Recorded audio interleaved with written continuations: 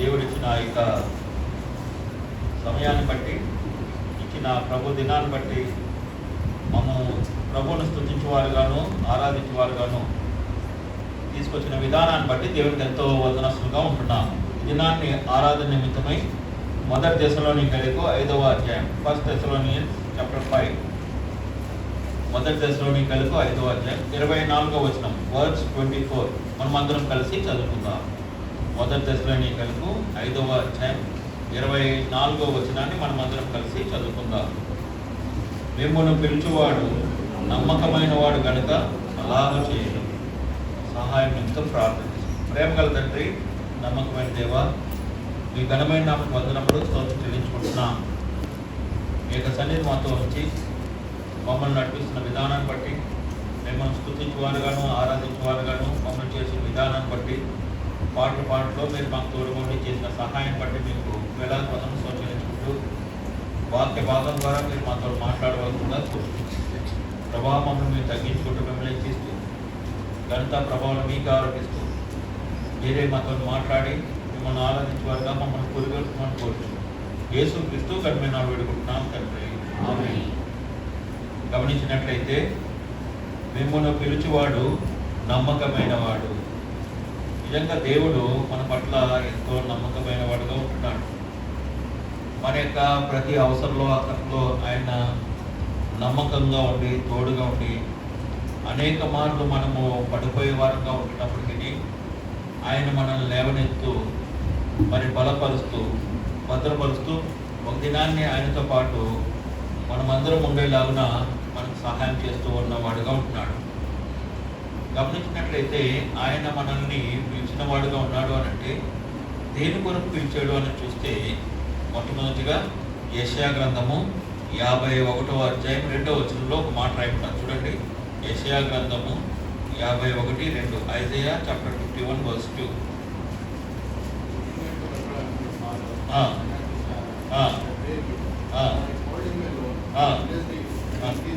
అది ఇక్కడ గమనించినట్లయితే మీ తండ్రి అయిన అబ్రాహాము సంగతి ఆలోచించండి, మిమ్మల్ని కన్నా సారాను ఆలోచించండి. అతడు ఒంటరి అయి ఉండగా నేను అతన్ని పిలిచితిని. అతడు ఎక్కువ మంది అన్నట్టుగా ఆశీర్వాదకరంగా చేశాడంటున్నాడు. ఒంటరిగా ఉన్నప్పుడు పిలిచిన దేవుడు మరి ఆశీర్వాదకరంగా చేశాడు. ఎటువంటి ఆశీర్వాదము అని అంటే అనేక పతనాలు అబ్రాహాములో ఉన్నప్పటికీ మరి బంధువుల యొద్ద నుంచి రమ్మన్నప్పుడు బంధువైనటువంటి లోతును కూడా తీసుకొచ్చాడు. మరి కరువు వచ్చినప్పుడు ఐగుప్తుకు వెళ్ళినాడు. అంతేకాకుండా మరి నీకు సంతానం ఇస్తానన్నప్పటికీ సారై మాట విని హాగర్ ద్వారా ఇష్మాయిల్ కన్నప్పటికీ దేవుడు అవన్నీ క్షమిస్తూ ఒక దినాన్ని ఏం చేశాడంటే స్నేహితునిగా చేసుకున్నాడు. అబ్రాహాము దేనికి పిలిచాడు అంటే స్నేహితునిగా ఉండడానికి పిలిచాడు అనమాట. నిజమే, మనము ఆయనకి స్నేహితులుగా ఉండడానికి పిలువబడ్డాం. ఆ యొక్క స్నేహితుని గురించి అనేక మాటలు రాయబడ్డాయి. నిజమే, అబ్రాహాము గురించి ఏమంటున్నాడు అంటే 41వ అధ్యాయం 10వ నా స్నేహితుడైన అబ్రాహాము సంతానము అంటే అబ్రాహాంని స్నేహితునిగా చేసుకున్నాడు. మనము కూడా ఒకప్పుడు దేవునికి అవిధేయులుగా ఉన్నాం, దేవునికి దూరంగా ఉన్నాం, శత్రులుగా ఉన్న మనల్ని ఆయన మనల్ని స్నేహితులుగా చేసుకున్నాడు. స్నేహితులుగా చేసుకొని ఆయన బిడ్డలుగా చేసుకొని అనేక విషయాలు మనతో పంచుకున్నవాడుగా ఉంటున్నాడు. అందుకనే యోహాను సువార్త 15:15లో మాట్లాడబడ్డది. జాన్ 15:15 ఒక చక్కటి మాట అక్కడ రాయబడ్డది. దాసుడు తన యజమానుడు చేయదాన్ని ఎరగడు కనుక మిమ్మల్ని దాసుడని పిలవక స్నేహితులని పిలుచుచున్నాను. స్నేహితులుగా ఉన్నవాడికి ప్రతి విషయము చెప్పేవాడుగా ఉంటున్నాడు ప్రభు. దేవుడు ప్రతి విషయం మనతో పంచుకునేవాడుగా ఉంటున్నాడు. అందుకనే మనల్ని ఆయన స్నేహితులుగా చేసుకున్నాడు. ఒకప్పుడు దూరంగా ఉన్న శత్రులుగా ఉన్న మనల్ని ఆయన ఇప్పుడు స్నేహితులుగా చేసుకున్నాడంటే ఆయన ప్రతి విషయం మనతో పంచుకోవాలని కోరుకుంటున్నాడు. కానీ మనలో ఉన్న బలహీనత ఏంటి అని అంటే ఆ యొక్క మాటల్ని వినలేని వారంగా ఉంటున్నాం. ఆయన ఎన్నోసార్లు మనతో అనేక విషయాలు పంచుకోవాలని చూసినప్పటికీ మనం వినలేని వారంగా ఉంటూ ఆ యొక్క మాటల నుంచి దూరంగా వెళ్ళిపోతున్నప్పటికీ పిలిచిన వాడు నమ్మకమైన వాడు. ఆ యొక్క పిలిచిన వాడు నమ్మకమైన వాడు కనుక మరలా మరలా మరలా మరలా క్షమిస్తూ అనేక మార్లు మన ముందుకు నడిపించేవాడుగా ఉంటాడు. ఎలాగ మాట్లాడతాడు ఆయన? 33వ అధ్యాయం 11వ వచనము, నిర్గమకాండం, ఎక్సోడస్ 33:11లో మనుష్యుడు స్నేహితులతో మాట్లాడుతున్నట్టుగా యెహోవా మోషేతో ముఖాముఖిగా మాట్లాడతాడు. అంటే మన దేవుడు ఎంత సమీపంగా ఉంటాడో చూడండి. మన దేవుడు ఎంత సమీపంగా ఉంటాడో చూడండి. ఆ సమీపంగా ఉండి స్నేహితులతో మాట్లాడిన ముఖాముఖిగా స్నేహితులతోని అనేక విషయాలు పంచుకునే వారంగా ఉంటాం మనం. కొన్ని మార్లు ఇంటి వారితో కూడా మనం స్నేహితులతో పంచుకుంటాం మనం. అంటే ఎంత స్నేహితులతోని అనేక విషయాలు పంచుకుంటాం. ప్రభువు మనతోని అనేక విషయాలు పంచుకోవాలని చెప్పి ఆయన మనం దేనికి పిలిచాడంటే స్నేహితులుగా ఉండడానికి పిలిచాడు. మనము మొట్టమొదటిగా స్నేహితులుగా ఉండడానికి పిలిచాడు. రెండవదిగా దేనికి పిలిచాడు అని అంటే మరి నిర్గమకాండము 3వ అధ్యాయం, ఎక్సోడస్ చాప్టర్ 3 3వ అధ్యాయము 4వ వచనం చూడండి. దేవుడు ఆ పద నడుము నుండి మోషే మోషే అని అతన్ని పిలిచెను. మోషే మోషే అని అతన్ని పిలిచెను. అందుకతడు చిత్తం ప్రభువా అనెను. అందుకతడు చిత్తం ప్రభువా అనెను. అందుకు ఆయన దగ్గరకు రావద్దు. నీ పాదం నుండి నీ చెప్పులను విడువుము. నీ పాదం నుండి నీ చెప్పులను విడువుము. నీవు నిలిచిన స్థలం పరిశుద్ధ ప్రదేశం. నీవు నిలిచి ఉన్న ప్రదేశము పరిశుద్ధ ప్రదేశం. అంటే పరిశుద్ధులుగా ఉండడానికి మనల్ని పిలిచిన వాడుగా ఉంటున్నాడు. మోషేనే కాదు, మనం కూడా పరిశుద్ధులుగా ఉండడానికి నీ పాదం నుండి చెప్పులను విడువుము. నీలో బలహీనతన్ని తొలగించుకో అని ప్రభు చెప్తున్నాడు. మనలో అనేకమైన బలహీనతలు ఉన్నాయి. మరి దేవునికి ఇష్టం కానీ అనేకమైన ఉన్నాయి. అయినప్పటికీ ఆయన ఈ లోకాన్ని సామాన్య మానవుడిగా వచ్చి ఆయన ఒకటే మాట్లాడాడు, వీరు ఏమి చేయించున్నారో వీరు ఎరుగరు కనుక వీరిని క్షమించమని చెప్పి ఆ యొక్క శిలువలో రక్తం కార్చి ఆ రక్తంలో మన ప్రతి పాపము చుచ్చి మనల్ని పరిశుద్ధులుగా చేసిన వాడుగా ఉంటున్నాడు. అందుకని 1 పేతురు 1వ అధ్యాయం 19వ వచనంలో మాట రాయబడింది. 1 Peter chapter 1:19. 1 పేతురు 1:19 అమూల్యమైన రక్తం చేత అనగా నిర్దోషమైన రక్తము నిర్దోషమును నిష్కలంకం మటుకు గొర్రెపిల్ల వంటి క్రీస్తు రక్తం చేత విమోచింపబడుతురని చాలండి. ఆ యొక్క నిర్దోషమైన రక్తాన్ని మన కొరకు కార్చిన వాడుగా ఉంటున్నాడు.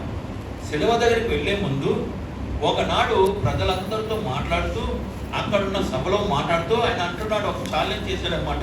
యోహాను 8:46లో ఏమంటున్నాడంటే, నాలో పాపమున్నదని నీలో ఎవరైనా స్థాపించడం. పాపము లేనివాడుగా ఉంటున్నాడు ఆయన. పాపం అనేది లేనివాడుగా ఉండి మనందరి వరకు ఆ యొక్క నిర్దోషమైన రక్తాన్ని కార్చి మనల్ని పరిశుద్ధులుగా చేసిన వాడుగా ఉంటున్నాడు. ఎంత ప్రేమ ఉన్నదో చూడండి మన పట్ల. ఎంతగా ప్రేమిస్తున్నాడో ఆయన మనల్ని ప్రేమిస్తున్నాడో చూడండి. మనల్ని ప్రేమించి పరిశుద్ధులుగా చేసినాడు. ఈ పరిశుద్ధులు ఏం చేస్తారు ఒక దినాన్ని? దానియేలు గ్రంథము 7వ అధ్యాయం 22వ వచనం. దానియేలు 7:22. దానియేలు గ్రంథము 7:22. మహోన్నతుని పరిశుద్ధుల విషయంలో తీర్పు తీర్చు వరకు అలాగే జరుగుతాని సమయం వచ్చినప్పుడు ఆ పరిశుద్ధుల రాజ్యము ఏలుదని సంగతి. పరిశుద్ధులు రాజ్యమును ఏలుదు అంటే మనకి ఎంత గొప్ప భాగ్యం ఇస్తున్నాడో చూడండి. ఈ లోకంలో మనము అనేకమైన ఆశలు ఉంటాయి మనకి. మనం ఇలాగైతే బాగుండు, అలా ఉంటే బాగుండు, ఇలా కాదు. ఒక దినాన్ని మనము ఏదే వారంగా ఉంటాం అన్నమాట.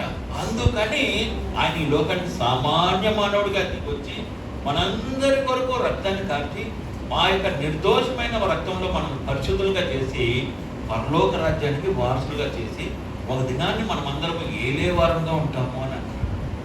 ఎంత అద్భుతమైన మాటలు!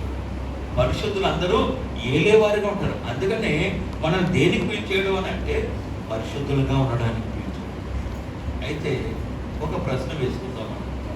ఏంటి ఆ ప్రశ్న అంటే, రక్షింపబడిన నుంచి నేటి వరకు పరిశుద్ధత కలిగి ఉన్నామా?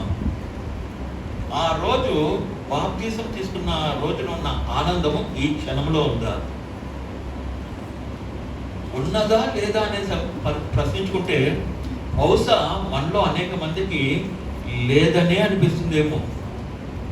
ఆ రోజు ఉన్న ఆనందం ఈ క్షణంలో లేదేమో అనిపిస్తుందేమో. కానీ పిలిచిన వాడు నమ్మకమైన వాడు, నీవు పరిశుద్ధుడుగా ఉండాలి అని. అదంతా ఉందండి రక్షింపాటి నుంచి ఈ రోజు వరకు వదిలేదు. 2025 డిసెంబర్ 31 నైట్ ఒప్పుకోలు ప్రార్థనలో ఒప్పుకున్నాం. మన ప్రార్థనని న్యూ ఇయర్లోకి వస్తున్నాము. ఈ దినాన్ని నుంచి నేను సరిగ్గా ఉంటానని ఒప్పుకున్నాం. మనం ఆ దినాన్ని నుంచి ఈ క్షణం వరకు సరిగ్గా ఉన్నామా? అది కూడా వదిలేద్దాం. గత ప్రభువు పని నుంచి ఈ క్షణం వరకు ఎలా ఉన్నాము? దేవుడు మనకి ఎన్ని అవకాశాలు ఇస్తున్నాడు చూడండి. గత ప్రభువు పని నుంచి ఈ క్షణం వరకు మన ఆలోచన ద్వారా తప్పిపోకుండా ఉన్నామా? పరిశుద్ధంగా ఉన్నామా? అంటే ఇక్కడ కూడా తప్పిపోయాము అని అంటే ఆయన మనతో ఒకటే చెప్తాడు. ఇర్మియా 31:4. ఇర్మియా 31:4 ఒక మాట చూడండి. ఇర్మియా 31:4. ఇశ్రాయేలు కన్యక, నీవు కట్టబడినట్లు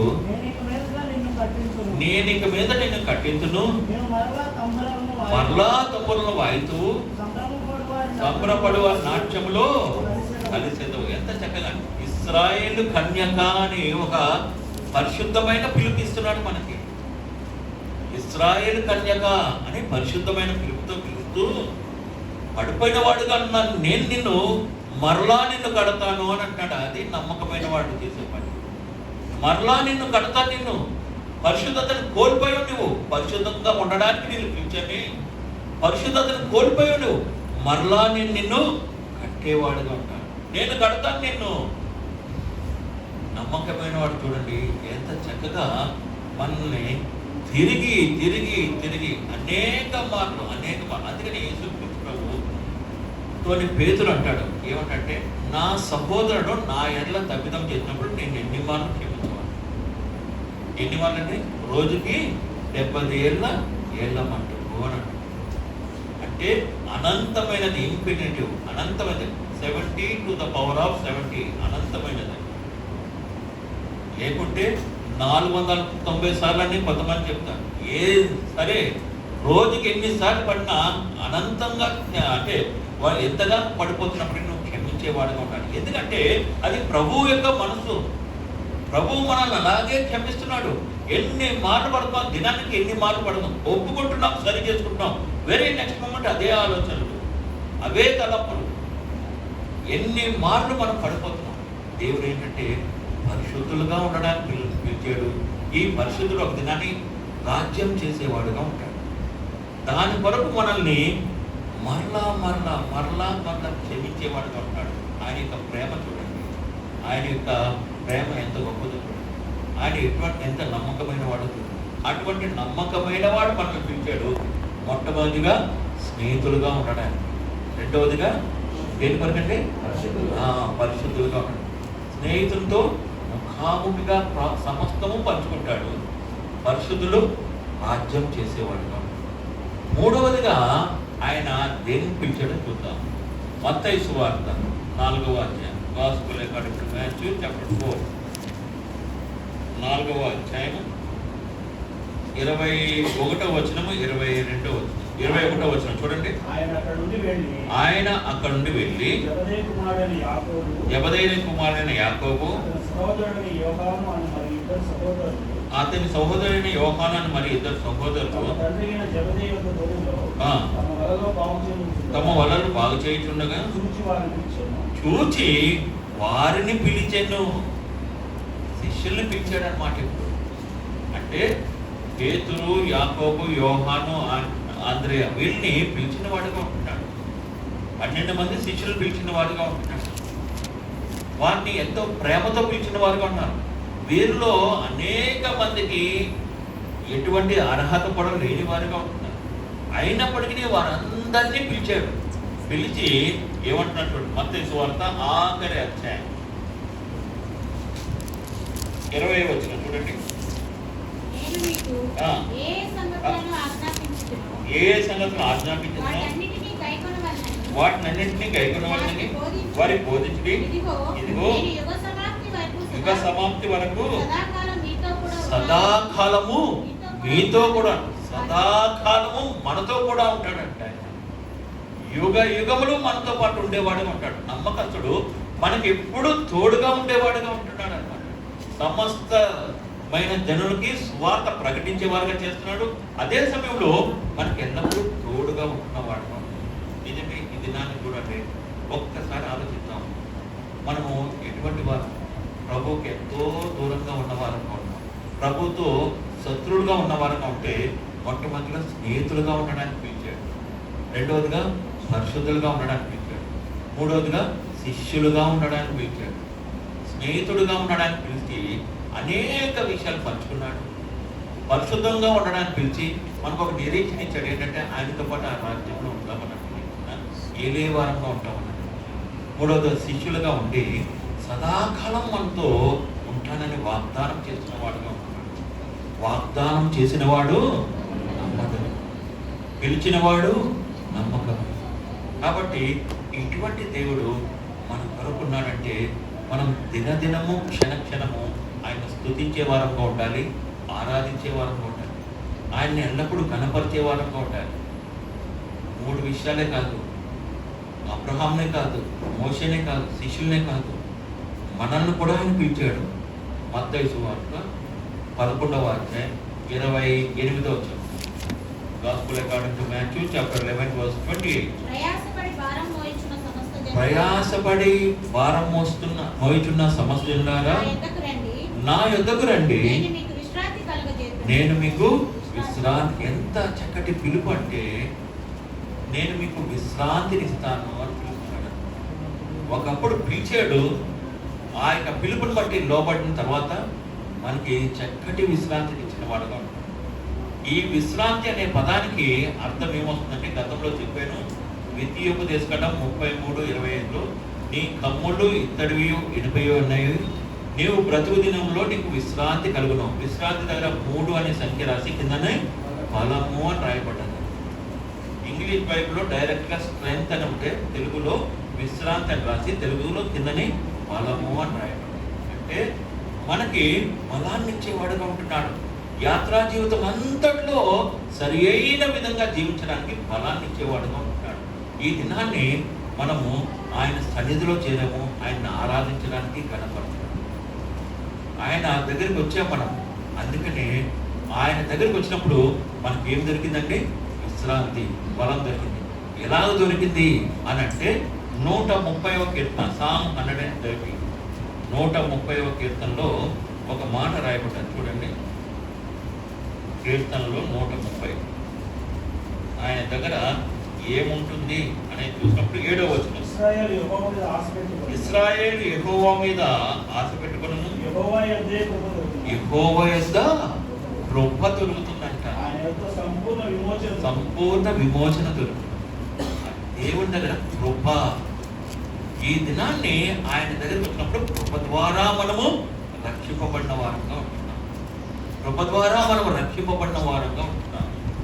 ఈ కృప ఏం చేస్తుంది? 40వ కీర్తన 11వ వచనం ప్రకారంగా నీ కృపా సత్యములు నన్ను కాపాడునుగాక. కృప రక్షించడమే కాదు, కాపాడిందిగా ఉంటుంది. ఈ కృప ఏం చేస్తుంది? 119:76 ప్రకారంగా నీ కృపా పాపములు నాకు ఆదరించునుగాక అని అంటున్నాడు. కృప ఆదరించేదిగా ఉంటుంది.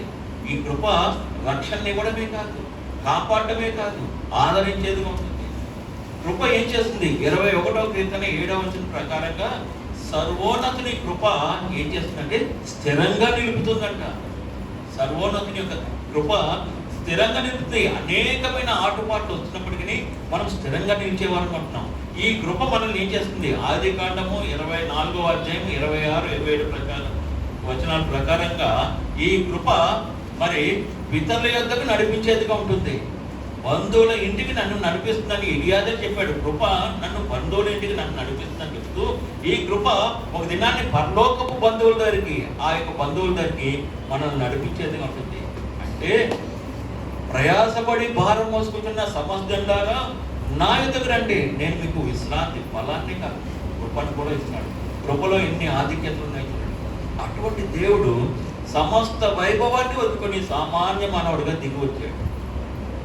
దిగి వచ్చి మనందరి కొరకు ప్రాణం పెట్టిన వాడుగా ఉంటున్నాడు. మనందరి కొరకు ప్రాణం పెట్టి రక్తం కార్చిన వాడుగా ఉంటాడు. ఆ రక్తంలో మన ప్రతి పాపం కడిగి శుద్ధులుగా చేసి మనల్ని పరలోక రాజ్యానికి వారసులు చేశాడు. అటువంటి దేవుణ్ణి ఈ దినాన్ని ఆరాధించడానికి వచ్చింది. నిజమే, ఒకప్పుడు మనము ఆయన శత్రువులుగా ఉన్నాం. మనం అలాంటి వారిని మనల్ని ఏం చేసండి, మిత్రులుగా, స్నేహితులుగా చేసుకున్నాడు. అబ్రహామే కాదు, మనల్ని కూడా ఆయన స్నేహితులుగా చేసుకొని అనేక విషయాలు మనతో పంచుకునేవాడుగా ఉంటున్నాడు. రెండవదిగా పరిశుద్ధంగా ఉండడానికి పిలిచాడు. మోషేనే కాదు, మనల్ని కూడా పరిశుద్ధంగా ఉంటాడు. ఈ పరిశుద్ధులు ఒక దినాన్ని రాజ్యం చేసేవారుగా ఉంటారు. ఎంత గొప్ప ఆధిక్యత చూడండి. మూడవదిగా శిష్యులుగా ఉండడానికి పిలిచాడు. ఈ శిష్యులతో పాటు సదాకాలము, ఆ శిష్యులతోనే కాదు మనతో కూడా సదాకాలం ఉంటామన్న వాగ్దానం చేస్తాడు. నాలుగవదిగా వారి కొరకే కాదు మనందరి కొరకు నా యొద్దకు రండి, నేను మీకు విశ్రాంతి, బలాన్ని ఇస్తాను అని అంటాడు. బలంతో పాటు కృపను కూడా ఇస్తాను అని అంటాడు. కృపను గురించి 5 విషయాలు మనం చూసుకున్నాం. కేవలం రిఫరెన్స్ మాత్రమే చూసుకున్నాం. 40వ కీర్తన 11 ప్రకారంగా ఆ యొక్క కృప కాపాడేదిగా ఉంటుంది. 119, 76 ప్రకారంగా కీర్తన ప్రకారంగా ఆదరించేదిగా ఉంటుంది. అదే సమయంలో 21:7 కీర్తన ప్రకారంగా స్థిరంగా నిలిపేదిగా ఉంటుంది. 4వదిగా కృప ఏం చేస్తుంది అంటే మరి ఇతరుల బంధువుల ఇంటికి నడిపించేదిగా ఉంటుంది. పరలోకపు బంధువుల దగ్గరికి, యజమానుల దగ్గరికి మనం తీసుకుని వెళ్ళేదిగా ఉంటుంది ఈ కృప.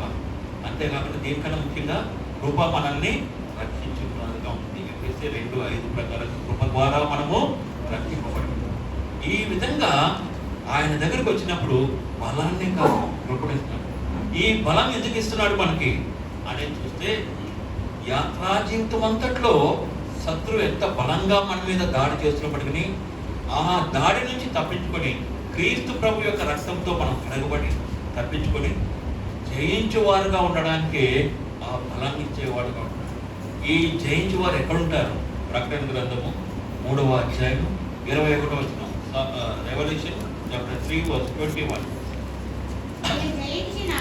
నేను జయించి నా తండ్రితో కూడా ఆయన సింహాసనమందు కూర్చుని ప్రకారము జయించు వారిని నాతో కూడా ఆ సింహాసనం దగ్గర తీసుకెళ్ళడానికి బలాన్ని ఇస్తున్నవాడుగా ఉంటాడు. ఈ బలం ఉన్నవాడే జయించువాడుగా ఉంటాడు. బలం ఉన్నవాడు జయించువాడుగా ఉంటాడు. ఒక్కసారి చూద్దాము ఇస్సాకు గురించి చూసినప్పుడు. ఆదికాండం 26:12 ఇస్సాకు ఆ దేశముందున్నవాడే విత్తనం వేసి ఆ సంవత్సరంలో 100 ఫలం పొందాను అని. ఆదికాండం 26:16 అబీమెలెకు అంటాడు ఇస్సాకుతో, నాకంటే నీవు మాకంటే బహు బలం గలవాడవు అని అంటాడు. మా ఇద్దరి నుంచి వెళ్ళిపో అని అంటాడు. బలంగా ఉన్నవాడు వెళ్ళిపోవచ్చు, అని కొట్టి మాట్లాడచ్చు. కానీ ఏం చేశాడు ఇస్సాకు? తగ్గించుకొని గెరార్ నుంచి గెరార్ లోయలకు పోయాడు. అంటే బలవంతుడైన తండ్రి కూడా సమస్త వైభవాన్ని అందుకొని సామాన్య మానవుడిగా దిగొచ్చాడు. ఇస్సాకు గెరార్ నుంచి గెరార్ లోయలోకి వచ్చాడు. మన తండ్రి అయిన దేవుడు పరలోకం నుంచి ఈ లోకానికి సామాన్య మానవుడిగా వచ్చాడు. బలం కలిగిన వాడు ఏ విధంగా తగ్గించుకున్నాడో ఇస్సాకు కూడా అదే విధంగా తగ్గించుకున్నవాడుగా ఉన్నాడు. మరి ఇస్సాకు ఆ విధంగా బలంగా ఉన్నవాడు తగ్గించుకోవడానికి గల కారణం ఏంటి అనేది మనం చూసినప్పుడు, ఇస్సాకు ఆ దేశముందున్న వాడే విత్తనం వేసి, విత్తనం అనే మాట ప్రాముఖ్యం. లూకాసు వార్త 8:11 ఏం చెప్తుందంటే, ఈ ఉపమాన భావం ఏమనగా విత్తనము దేవుని వాక్యము అని మాట్లాడు. వాక్యంతో సహవాసం చేస్తున్నాడు. ఈ వాక్యం ఎవరు? యేసుక్రీస్తుతోని సహవాసం చేస్తున్నాడు కాబట్టి బలంగా ఉన్నాడు. శత్రువు ఒక దినాన్ని వారి దగ్గరికి వచ్చాడు, ఇస్సాకు దగ్గర. ఆదికాండం 26వ అధ్యాయం 28వ వచనాలు అన్ని చదివితే, అబీమెలెకు అతన్ని స్నేహితుడు వీరందరూ సేనాధిపతి వచ్చి, నిశ్చయంగా దేవుడు మీ మధ్యన ఉంటా, నేను చూశాను అని వారు అంటారనమాట. ఇస్సాకుతో దేవుడు సహవాసం చేస్తున్నాం. నువ్వు నిజంగా యెహోవా ఆశీర్వాదం పొందినవాడవని శత్రువులు స్టేట్మెంట్ ఇచ్చారనమాట ఇస్సాకుతో. ఎందుకు? బలంగా ఉన్నవాడు తగ్గించుకున్నాడు కాబట్టి. ఈ దినాన్ని మనం తగ్గించుకుంటే ఒక దినాన్ని హెచ్చింపబడే వారంగా ఉంటాం. ఆ శత్రువులు అందరికంటే హెచ్చింపబడే వారంగా ఉంటాం. అందుకని ప్రయాసపడి భారం మోసుకుంటున్న సమస్యలారా నా ఎదుగు రండి, నేను మీకు విశ్రాంతిని ఇస్తాను, బలాన్ని ఇస్తాను. ఆ బలం ఏంటంటే దీనత్వమే, తగ్గింపే. ఆ తగ్గింపు బలవంతుడైన తండ్రి తగ్గించుకొని ఈ లోకాన్ని సామాన్య మానవుడికి వచ్చాడు. యెషయా గ్రంథం 9:6లో యెషయా ప్రవక్త క్రీస్తు ప్రభు గురించి ఒక మాట చెప్పాడు. 9:6 మనకు శిశువు పుట్టును, మన కుమారుడు అనుగ్రహింపబడును, ఆయన భుజం మీద రాజ్యభారం ఉండును, ఆశ్చర్యకరుడు, ఆలోచనకర్త, బలవంతుడైన దేవుడు సామాన్యమైనవాడుగా కిందకి దిగొచ్చాడు. బలవంతుడైన దేవుడు తగ్గించుకున్నవాడుగా ఉన్నాడు. బలవంతుడైన దేవుడు మనందరి వరకు ప్రాణాన్ని ఇచ్చిన వాడుగా ఉన్నాడు. ఆ బలాన్ని ఇవ్వడానికే దేవుడు మనల్ని పిలిచిన వాడుగా ఉన్నాడు. అటువంటి బలం ఇవ్వడానికే దేవుడు పిలిచిన వాడుగా ఉన్నాడు. కాబట్టి ప్రియ సహోదరుడా, సహోదరు, ఈ దీనుడు తగ్గించుకుంటే ఒక దినాన్ని హెచ్చింపబడేవాడుగా ఉంటాడు. ఈ దీనుడు ప్రార్థన చేస్తే దేవుడు ఆలకించేవాడుగా ఉంటాడు. దాని కొరకు మనల్ని పిలిచిన వాడుగా ఉంటాడు. బలవంతుడైన దేవుడు దీనుడుగా తగ్గించుకున్నాడు. మనం కూడా అటువంటి బలం పొందుకొని దీనులమై ఒక దినాన్ని ప్రభుతో సహవాసం చేయడానికి ప్రయాసపడి భారం మోసుకుంటున్న సమస్య ద్వారా నా ఎదుగు రండి, నేను మీకు విశ్రాంతి, బలాన్ని ఇస్తాను. ఎందుకంటే నాతో పాటు మీరు ఉంటాడు. అందుకనే మిమ్మల్ని పిలిచిన వాడు నమ్మకమైన వాడు. నమ్మకమైన వాడు అనేకమైన కారణాల్లో 4 మాత్రం చూసుకున్నాం. మొట్టమొదటిగా స్నేహితులుగా ఉండడానికి పిలిచాడు. స్నేహితులతో ఏం చేస్తానండి? ముఖాముఖిగా మాట్లాడు, అనేక విషయాలు పంచుకుంటున్నాడు. రెండవదిగా పరిశుద్ధులుగా ఉండడానికి పిలిచాడు. ఈ పరిశుద్ధులు ఒక దినాన్ని రాజ్యం చేసేవారుగా ఉంటున్నారు. మూడవదిగా శిష్యులుగా ఉండడానికి పిలిచాడు. ఈ శిష్యులతోని ప్రభువు సదాకాలం ఉంటున్నాడు. నాలుగవదిగా చివరిగా బలం ఇవ్వడానికి పిలిచాడు. విశ్రాంతి, బలం ఇవ్వడానికి పిలిచాడు. ఈ బలము ఒక దినాన్ని పరలోకం చేరడానికి సహాయపడుతుంది, ఆయనతో పాటు ఉండడానికి సహాయపడుతుంది. అందుకని పిలిచాడు. అది ఇవ్వడానికి సమస్త వైభవానికి వెళ్ళి సామాన్య మానవుడిగా దిగి వచ్చి శిలువలో రక్తం కార్చి అప్పుడు ప్రార్థన చేస్తాడు, వీరేమి చేయుచున్నారో వీరు ఎరుగరు కనుక వీరిని క్షమించు.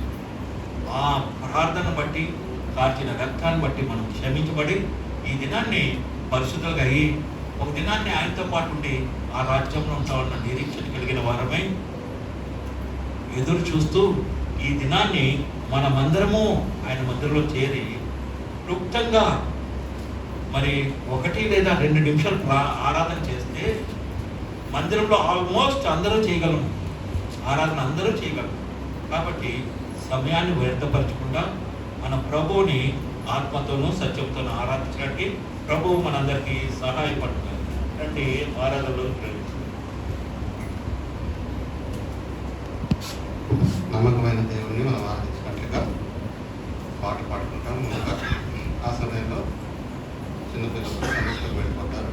నమ్మకమైన నా ప్రభు నేను నేను స్థుతించుకునే కాక అర్థవంతంగా నియంత్రణలో లోతులోంచి నా పాట పాడుకుంటాం. 74 పాట సంఖ్య 74. చివరి తరం వచ్చినప్పుడు లేచి నిలబడతాం. ఆ సమయంలో సండే స్కూల్ పిల్లలు వెళ్ళిపోతారు. నమ్మకమైన